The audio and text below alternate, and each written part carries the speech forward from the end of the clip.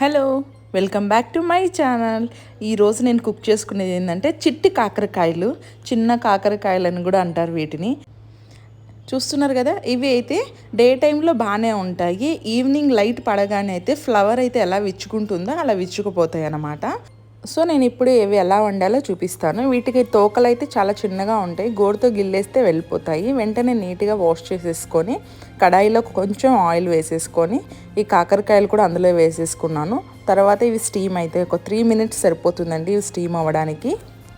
Steam అయిన వెంటనే కొంచెం పసుపు అలాగే ఉప్పు వేసేసి ఒక హాఫ్ మినిట్ ఉంచేసిన తర్వాత నేనైతే కొంచెం వెల్లుల్లిపాయ కారము అలాగే కూర కారం ఉంటుంది కదా, అది కొంచెం వేసేసి కలిపేసి స్టీమ్ కోసం ఉంచేసాను. మళ్ళీ ఒక హాఫ్ మినిట్ తర్వాత ధనియా పౌడర్ వేసేసుకున్న తర్వాత ఒక హాఫ్ మినిట్ ఉంచేసిన తర్వాత వెంటనే కూర అయితే రెడీ అయిపోతుంది. చూస్తున్నారు కదా, నేనైతే జొన్న రొట్టెతో 3 కర్రీస్ సర్వ్ చేసుకున్నా.